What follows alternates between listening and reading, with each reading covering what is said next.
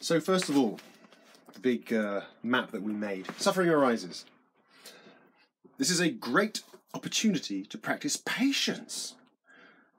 This is a great opportunity to develop your kind heart and bodhicitta. So this is a great opportunity to practice patience, and this is a great opportunity to develop your kind heart and bodhicitta. So what's your first reaction to suffering? All suffering and happiness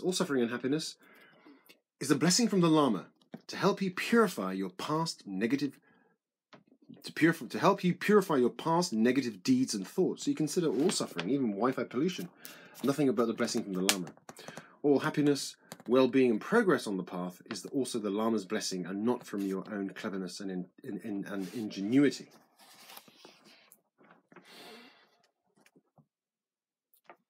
What's your first reaction to suffering?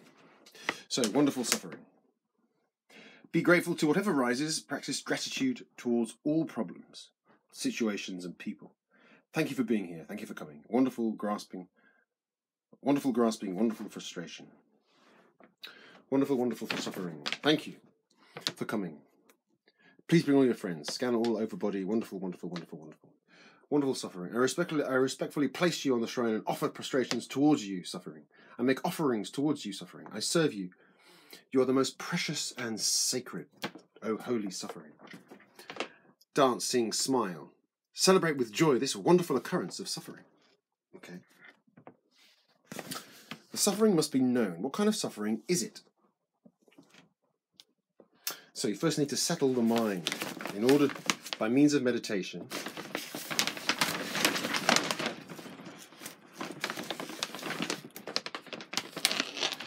whenever you have a problem, always first sit with it, rest the mind, to come to know the problem in its nature, what it is. Read, Prince Regent. So in other words, so just the rest and to read. So in other words, yes, you're saying resting, meditation, reading to settle the mind to find out what is actually going on. Which conditions are conducive for meditation? Churchill Square, singing in front of the shrine, steam room, sauna, changing rooms, on the landing stairs, kitchen. Very good to relax in the Prince Regent swimming pool. Read dharmic positive material, food for the brain. What kind of suffering is it? Cognitive, delusion, confusion, emotional, depression, anger, kleshas, karmic, eye pain, prostatitis, exhaustion, habitual, laziness, active laziness.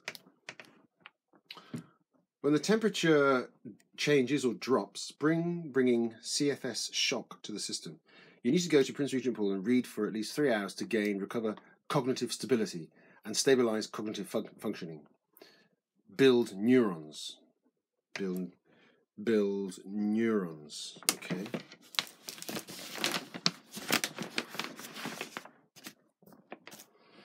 Okay. This is from an email. This is from an email that I received. I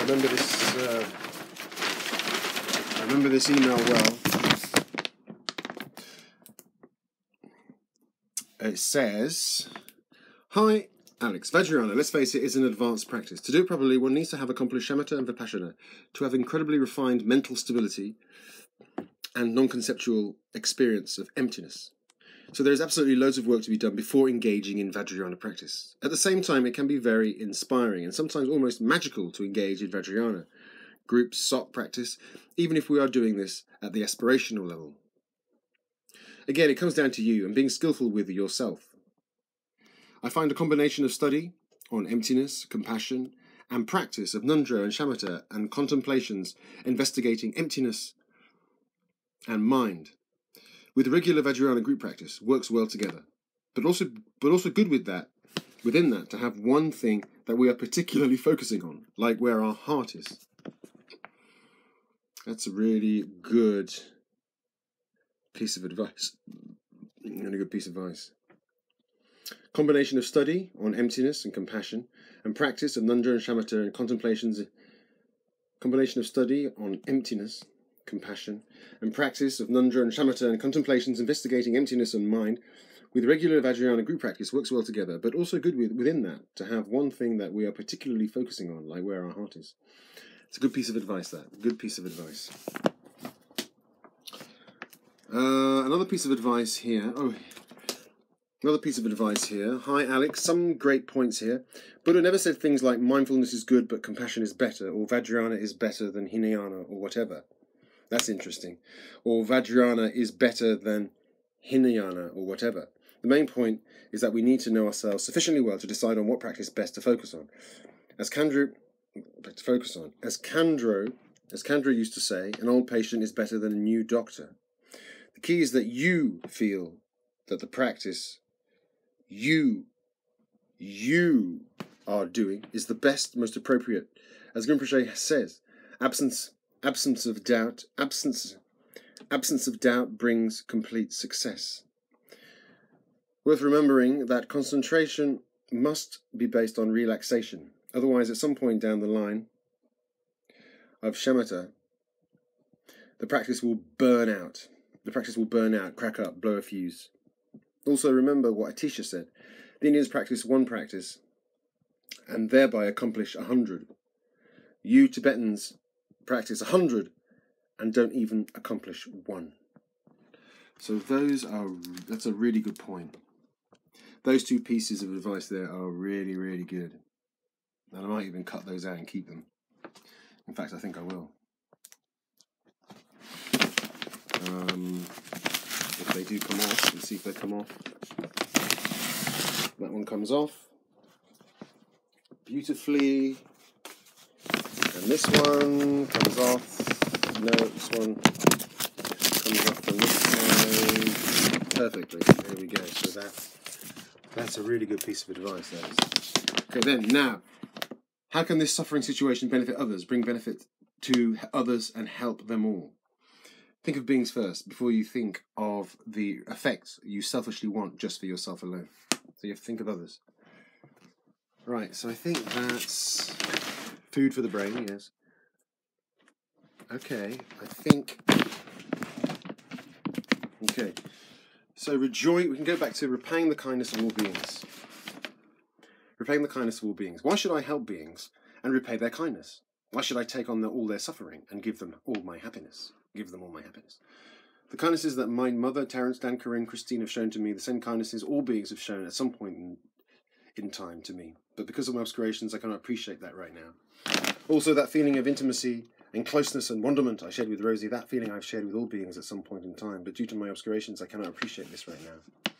Therefore, may I repay the kindnesses of all dear Rosie-like sentient beings by bringing them all to enlightenment. To really want others to be free of suffering as much as you want yourself to be free of suffering. We all family. May all beings be free of suffering. If only they could be free. I'll free them one. I will be the one to free them all. I pray to the 3 jewels, may they all be free. Moving on to refuge, the foundation. Refuge is the foundation. Foundation. May I bring all sentient beings to enlightenment. Merit creating. May I protect all beings from suffering. May I shelter all tired, conditioned beings from suffering. It says here, Vajrayana, I'll read it out. Vajrayana is the path of aspiration. Vajrayana contains the methods, the skillful means. The aim. Vajrayana is the path of aspiration. It's a training. Aspiration is very important. Vajrayana contains the methods, the skillful means. The aim of the Vajrayana is the same as Hinayana, Mahayana, to bring all beings to enlightenment, but has skillful means and methods to make that journey very swift, but only if we follow it, the Vajrayana path, with bodhicitta and pure perception, the correct attitude. To summarize again, the Vajrayana is only swift if we follow it with the correct attitude of bodhicitta and pure perception. So you need to keep your eye on the ball and keep asking ourselves, why am I doing this practice? Especially during long practices when you are really tired and depressed. So it's so crucial to have a good understanding of bodhicitta, which is emptiness and compassion together. It's crucial to understand bodhicitta, emptiness and compassion, in order to engage in Vajrayana. We can jump in too quickly to Vajrayana without having a strong basis for our practice of bodhicitta, and our practice can go quite wrong because of not understanding the essentialness of bodhicitta. Because the whole reason why we would want to do the Vajrayana is to benefit beings, and without bodhicitta, we are nowhere. Vajrayana doesn't work without that basis of bodhicitta. It's another one that we can take off So you really need to study bodhicitta, basically. So take it off. Hopefully. Just about, I think. Please, please, please.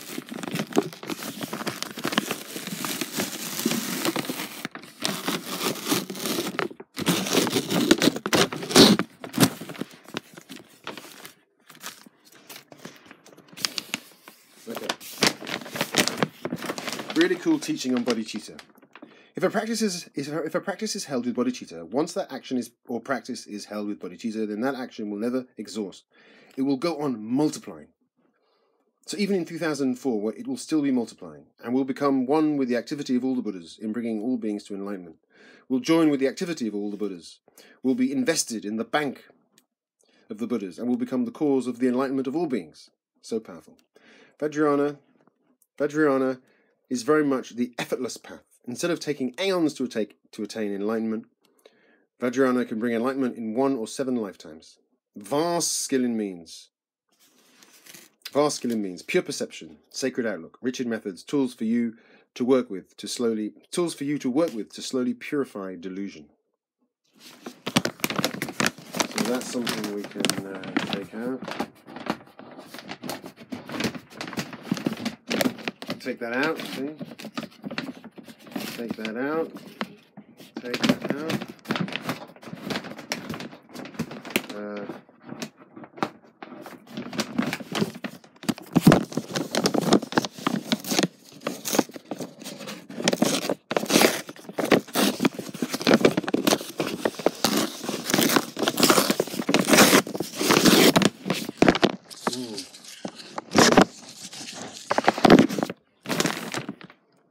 If a practice is held with bodhicitta, then once that action is held with bodhicitta, then that action will never stop multiplying. Will go on multiplying. So even in 2004, it'll still be multiplying. Will become one with the activity of all the Buddhas in bringing all beings to enlightenment. Will join with the activity and the merit of all the Buddhas, invested into the bank of the Buddhas, and will become the cause of the enlightenment of all beings. So powerful. Vajrayana is very much the effortless path. Instead of taking aeons to attain enlightenment, Vajrayana can bring enlightenment in 1 or 7 lifetimes. Vast skill in means, pure perception, sacred outlook, rich in methods, tools for you to work with to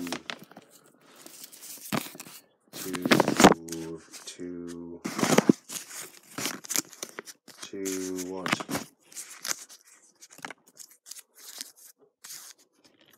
To slowly purify delusion.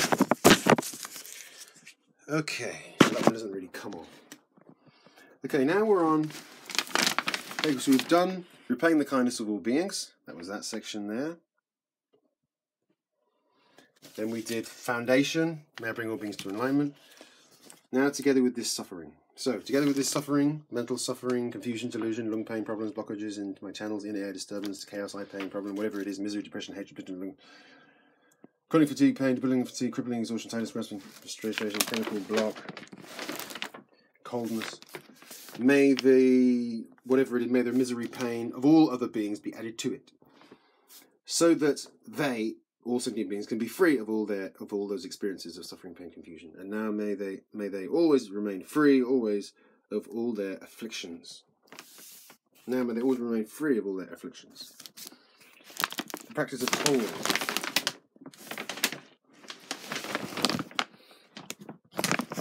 And it says here at Losar, if you offer your accumulations to Soga Rinpoche at Losar, you offer them together with the accumulations of the entire Rigpa Sangha. So each student receives the benefit of offering the total, whether it's 100 million Vajraguru mantras, even if you only have accumulated 100 Vajraguru mantras to offer, you benefit as if you have offered the total of the whole Sangha's accumulation offering. So you gain the same merit as if you had offered the accumulations of the entire Sangha. Oh yeah, really mean it, not mechanical. In the bardos, it's the habits. In the bardos, it's the habits and patterns that chase after you. Okay, the practice of Tonglen, giving and receiving. If you are who you say you are, Lama, then show me the power and force of your compassion. Send to me the sufferings of all beings so they can all be free of those afflictions. If you're who you say you are, show me the power and strength and power of your